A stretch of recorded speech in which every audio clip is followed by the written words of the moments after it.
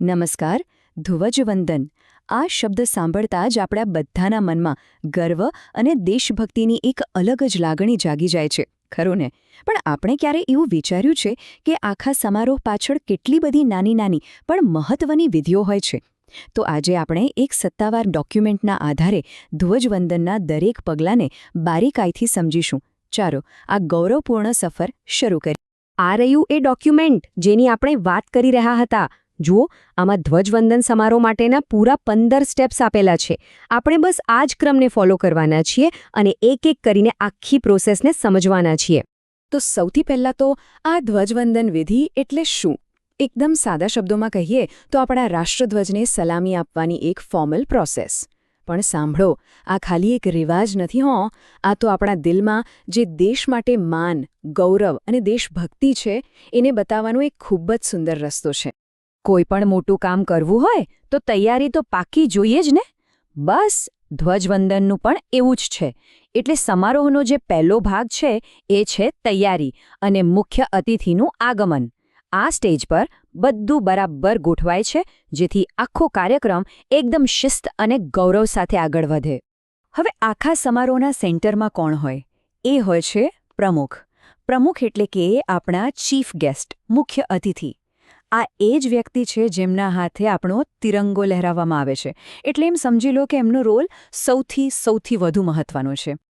તો કાર્યક્રમની શરૂઆત કેવી રીતે થાય? એકદમ કડક શિસ્ત સાથે. પહેલાં તો લાઇન બરાબર છે કે નહીં એ ચેક થાય. બધા સાવધાન પોઝિશનમાં.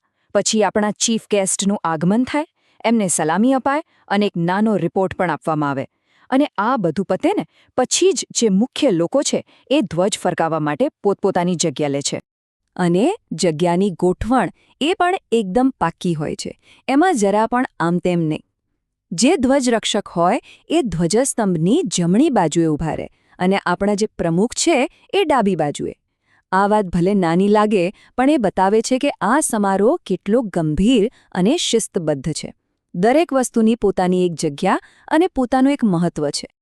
ઓકે, તો બધી તૈયારીઓ થઈ ગઈ છે અને હવે આપણે આવી ગયા છીએ આખા સમારોહના સૌથી રોમાંચક અને મહત્વના ભાગ પર.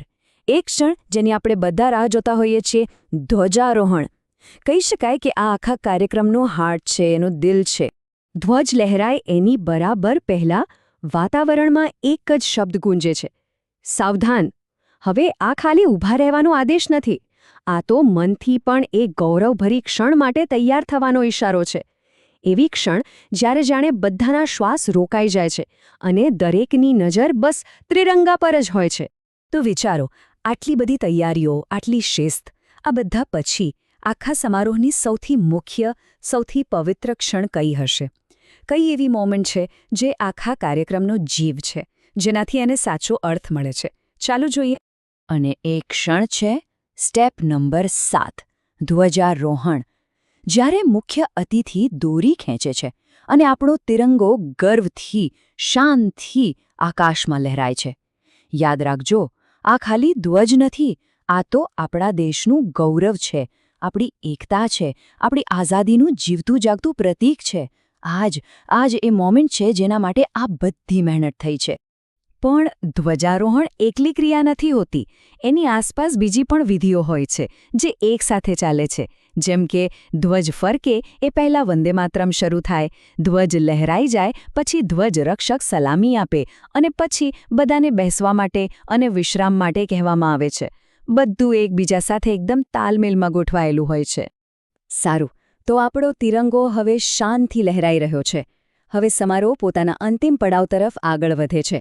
આ એ ભાગ છે જ્યાં દેશભક્તિની લાગણીને શબ્દો અને નારાઓનું રૂપ આપવામાં આવે છે, જેથી આ ગૌરવશાળી કાર્યક્રમનું સમાપન પણ એકદમ યાદગાર બને.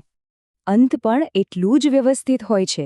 જુઓ, પહેલાં મુખ્ય અતિથિનું ભાષણ થાય, પછી બધા ફરીથી સાવધાન પોઝિશનમાં આવી જાય છે રાષ્ટ્રગીત માટે, જે આપણા દેશ માટે સૌથી મોટું સન્માન છે. એના પછી દેશભક્તિના નારાઓથી આખું વાતાવરણ ગુંજી ઉઠે છે અને છેલ્લે વિશ્રામના આદેશ સાથે આ શાનદાર સમારોહ પૂરો થાય છે. અને પછી આવે છે એક ક્ષણ જે આપણા બધાના દિલમાં જોશ ભરી દે છે. એ છે દેશભક્તિના નારા. જ્યારે બધા એકસાથે બોલે છે આઝાદ હિન્દ જિંદાબાદ, ભારત માતા કી જય, ત્યારે ખાલી શબ્દો નથી હોતા, ખરું ને? એ તો આપણી એકતા અને આપણા ગૌરવનો જીવંત અવાજ બની જાય છે.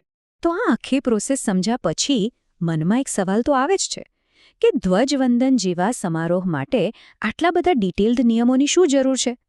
કદાચ આ નિયમો આપણને વારંવાર યાદ કરાવે છે કે આપણો રાષ્ટ્રધ્વજ એ ફક્ત કાપડનો ટુકડો નથી. એ તો આપણા દેશની ઓળખ છે, આપણું ગૌરવ છે, આપણી એકતાનું પ્રતીક છે. આના પર વિચારવા જેવું છે ને?